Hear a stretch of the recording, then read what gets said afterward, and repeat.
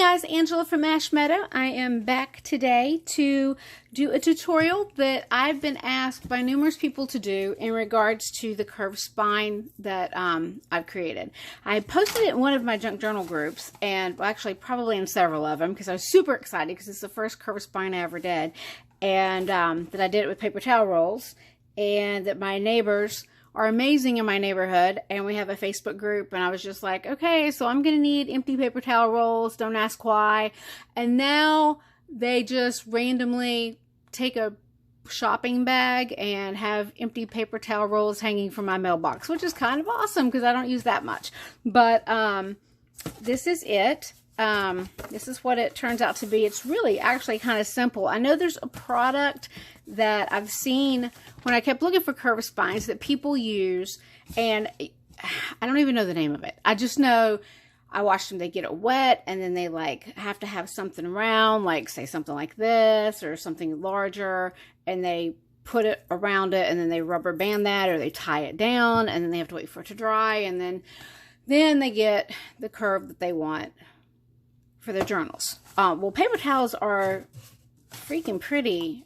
Paper towel rolls are pretty thick, right? So, I mean, they're, you know, they're not ridiculous, but they're pretty thick. What this one, to do this one curved spine, it takes 2 paper towels. This one took 2. I think this is a, let's see, I think it's yeah, 8.5. So 8 3/4, because I do 8.5 by 11, you know, pages in my journal. So 8 3/4 is what this is. And I mean, just to show you how I did it real fast. I've already pre-cut stuff, pre-done it, because I hate really long tutorials. So hopefully this goes along pretty quickly for you guys. First, start with your paper towel rolls. You'll have 2 of them. Both of them you're going to cut down the middle. So you'll cut it just like this, straight down. And I just use a straight edge razor and just go down it. It's not going to be straight. It's going to be kind of crookedy. Then I get out a ruler. I'll lay it out a little bit flat. Get out my ruler. You know, measure it out according to the top, because the top and the bottom will be straight, right? So then you just hold it down and then just kind of cut it and straighten up those and clean up those lines on the edges for that. And then what you'll be left with is... oh, I piled stuff on top of my things. So you'll be left with the roll like this. You'll have 2 of them. Okay, now you're going to go in and you'll cut it the length of whatever you want. So say you're doing, you know, a 9-inch journal, then you'll want to cut it down to the 9 inches. Keep that bottom piece. Keep the piece that's from the bottom, that you've got from the bottom on both of them. And you're going to cut them both down to the same size.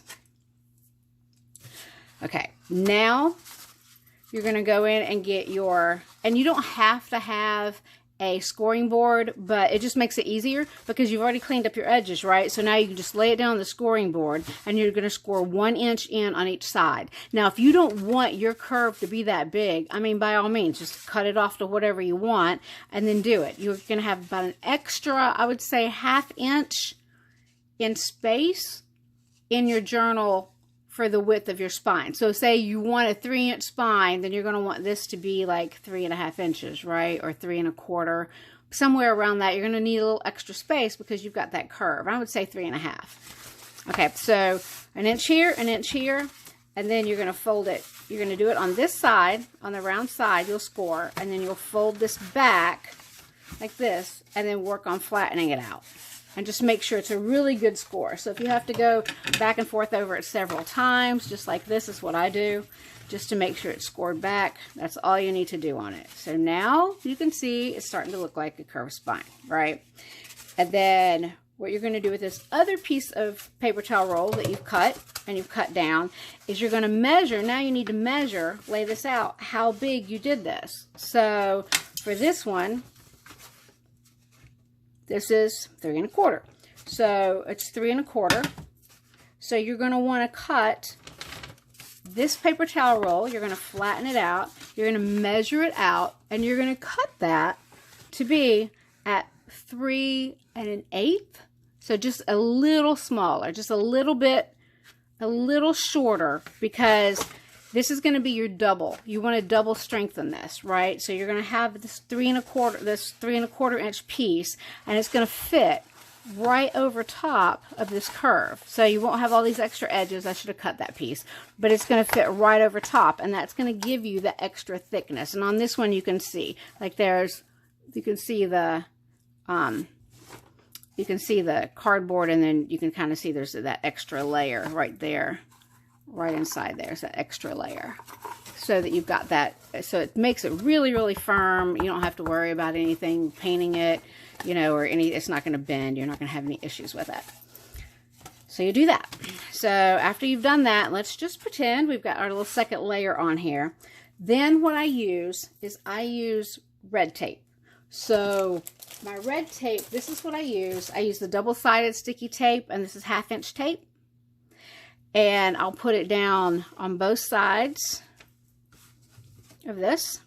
Okay, this is the brand I use. If you're ever in Nashville, Tennessee, and you're trying to go to Tuesday morning and find red tape, you probably won't find it, because anytime I see it, I scoop it up because it's only $1.99.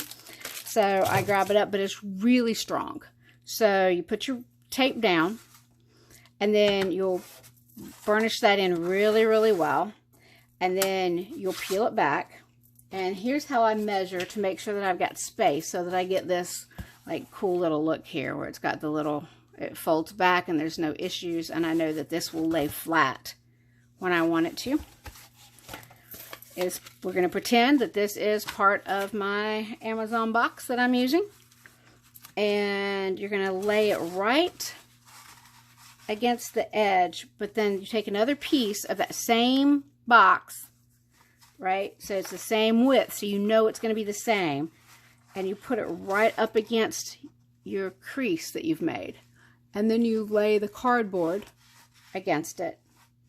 Now that's where you're going to put it.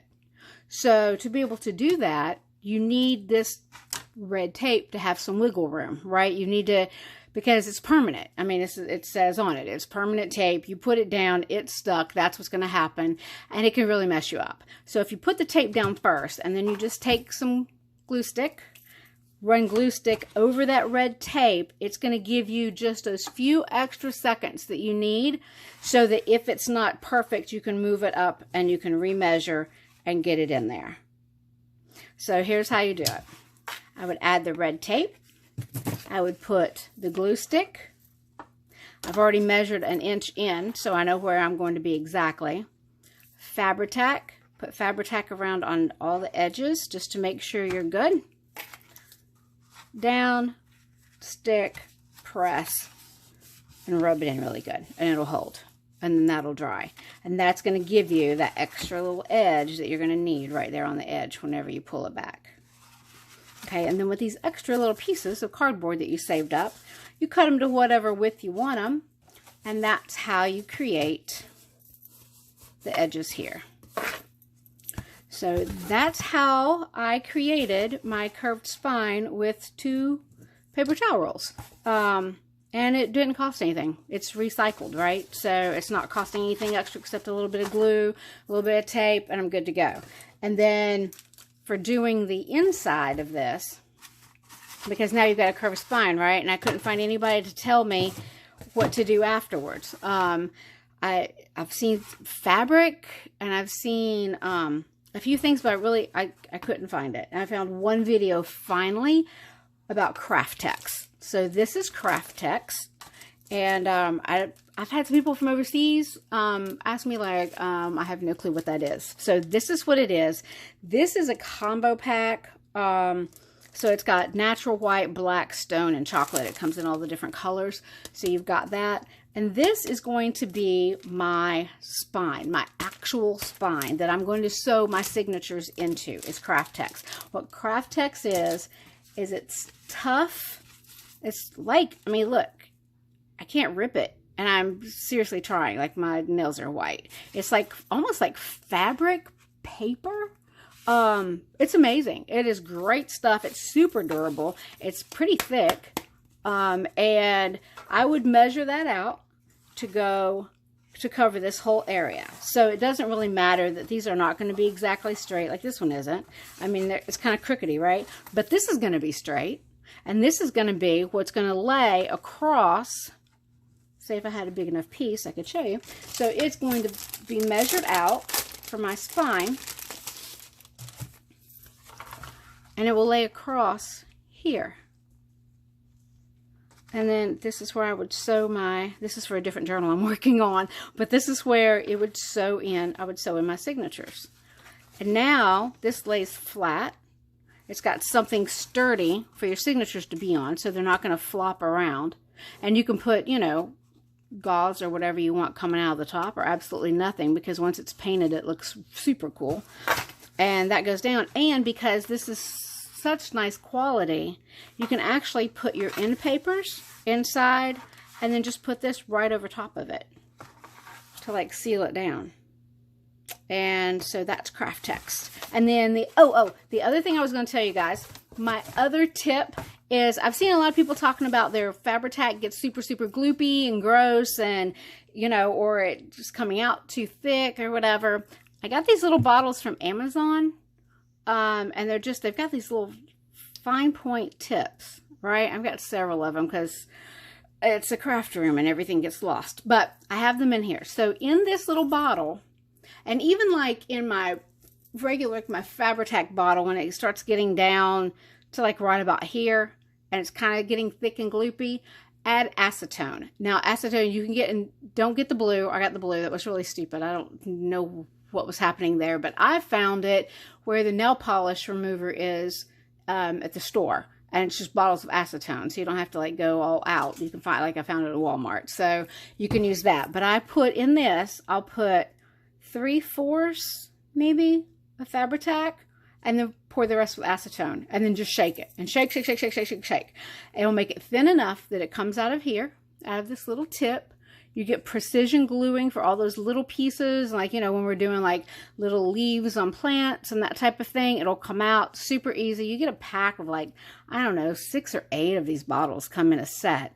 And, but anyway, it's perfect for doing precision gluing and thinning out that Fabri-Tac so that it'll work in those little precision bottles. Just use acetone.